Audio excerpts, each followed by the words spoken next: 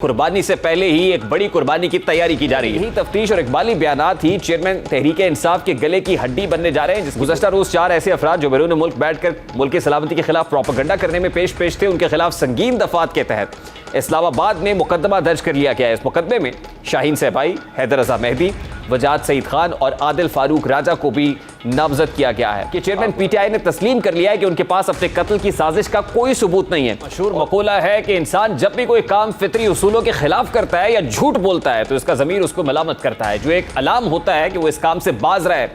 मगर जब वो इससे नहीं रुकता तो फिर उसके अपने अंदर एक अफसोस सा जरूर मौजूद रहता है, जो एक हद पर पहुंचने के बाद खुद ही आया होना शुरू हो जाता है।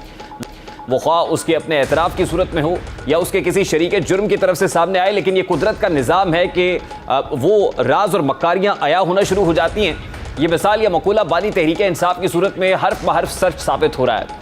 चेयरमैन तहरीक इंसाफ ने अपनी सियासी ज़िंदगी में जितने भी इल्ज़ामात लगाए, या तो वो खुद उनसे पीछे हट गए या कुदरत ने उनके तमाम प्रोपेगेंडा सरेआम बेनकाब कर दिए हैं। ये इल्ज़ामात चाहे साइफर और साजिशी थ्योरी से मुताल्लिक हों या इससे कबल 35 पंक्चर्स के हवाले से लगाए जाने वाले इल्ज़ामात हों, बानी तहरीक इंसाफ ने वज़ीराबाद में अपने ऊपर हुए एक मुबैना कातिलाना हमले के बाद भी कुछ ऐसे ही बयानात आला अस्करी अफसरान पर लगाए जो बाद में उनसे होते हुए शहबाज शरीफ, राना सनाउल्लाह, आसिफ अली जरदारी से होते हुए वज़ीर आला पंजाब तक जा पहुंचे।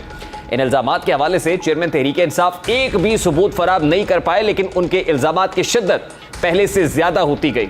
जब इन इल्ज़ामात की शिद्दत बढ़ी तो कुदरत ने अपना इंतकाम लेना शुरू कर दिया। चेयरमैन तहरीक इंसाफ अपने ही लगाए गए इल्ज़ामात में फंसते महसूस हो रहे हैं।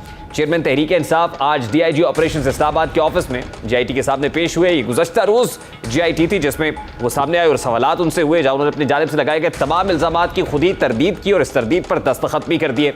ज़राए के मुताबिक चेयरमैन तहरीक इंसाफ के खिलाफ थाना रमना में दर्ज मुकदमे में तहकीकात के लिए जब वो पेश हुए तो उन्हें एफआईआर पढ़कर सुनाई गई और हसास इदारे के सीनियर अफसर का नाम लेकर बेबुनियाद इल्ज़ामात जो लगाए गए थे और उनके क्लिप्स भी दिखाए गए। उन्होंने जीआईटी के सवाल पर वीडियो क्लिप्स की जिम्मेदारी कबूल की। जीआईटी ने उनसे कुछ सवालात जवाब में चेयरमैन तहरीक इंसाफ ने अपने ही लगाए गए इल्ज़ामात की नफ़ी की। सवाल हुआ कि तफ्तीश के दौरान चेयरमैन पीटीआई उनको वीडियो उनसे इस्तफसार हुआ कि ये उनके अपने बयानात हैं, जिसके जवाब में चेयरमैन तहरीक इंसाफ ने कबूल किया कि ये उनकी वीडियो है और जो भी इल्ज़ामात लगाए गए हैं खुद उन्होंने ही लगाए हैं।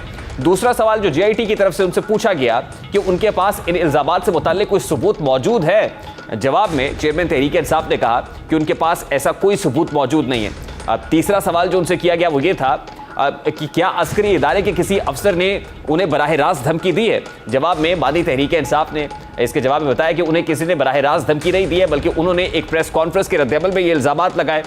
चौथा सवाल जो चेयरमैन तहरीक इंसाफ से पूछा गया, उनसे दरियाफ्त किया गया कि जब आपके पास कोई सबूत मौजूद नहीं है तो आपने इल्ज़ामात किस बुनियाद पर लगाए, जिसके जवाब में बानी तहरीक इंसाफ ने कहा कि मेरे पास इसका कोई सबूत या गवाह मौजूद नहीं है, लेकिन इस मुताल्लिक मुझे किसी ने बताया था, जिस बुनियाद पर उन्होंने इल्ज़ामात लगाए। पांचवा सवाल जो जीआईटी की जानिब से पूछा गया वो ये था कि आप डर्टी हैरी किसे पुकारते हैं, जिस पर तहरीक इंसाफ के चेयरमैन ने बताया कि वो अस्करी हसास इदारे के सीनियर अफसर को डर्टी हैरी कहते हैं। सातवां सवाल जो जीआईटी की जानिब से पूछा गया वो ये था कि वो किसी अफसर से कभी बराह रास्त मिले हैं, जिसके जवाब में चेयरमैन पीटीआई ने कहा कि वो हसास इदारे के सीनियर अफसर से कभी बराह रास्त नहीं मिले हैं। इन तमाम सवालात के बाद खुद चेयरमैन तहरीक इंसाफ ने तमाम इल्ज़ामात और वीडियो क्लिप्स की जिम्मेदारी कबूल और फिर जाने की इजाज़त चाहिए, जिस पर जीआईटी ने तमाम सवालात और उनके जवाबात पर मुश्तमिल एक डॉक्यूमेंट पर उनसे दस्तखत लिए और उन्हें जाने की इजाज़त दी।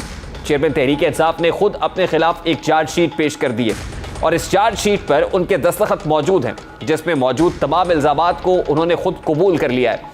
अंदाज़ा लगाया जा रहा है कि यही तफ्तीश और इकबाली बयानात ही चेयरमैन तहरीक इंसाफ के गले की हड्डी बनने जा रहे हैं, जिसकी बुनियाद पर उनके खिलाफ जल्द फैसला कुन कार्रवाई शुरू होगी।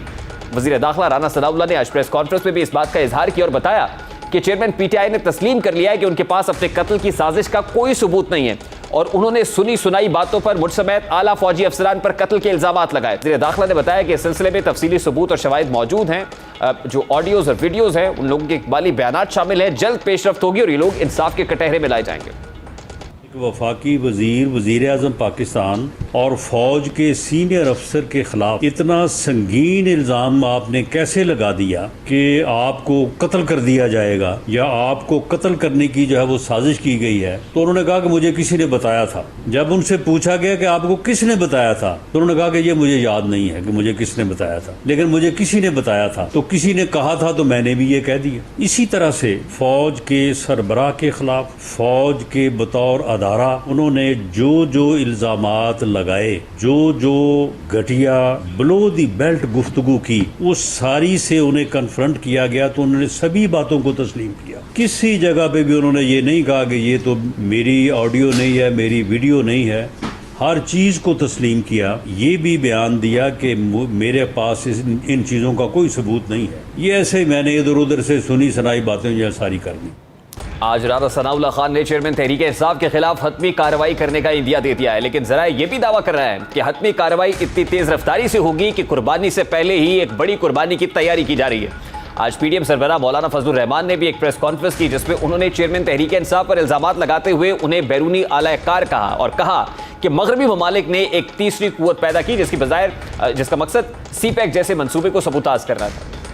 मगरबी दुनिया ने अमेरिका की सरबराही में इंडिया के बशमूल एक तीसरी कुव्वत पैदा की और पाकिस्तान को उस तीसरी जिन्स के हवाले कर, जिसका एजेंडा सीपैक को रोकना, जिसका एजेंडा पाकिस्तान के रास्ते से इतने बड़े तिजारती रास्ते को रोकना था। जैसे वो पाकिस्तान को एक कॉलोनी समझते हैं कि ये सरजमीन सिर्फ हमारे मफाद के लिए इस्तेमाल होगी, खुद अपनी कौम पाकिस्तानी कौम के मफाद के लिए भी इस्तेमाल नहीं हो सकी।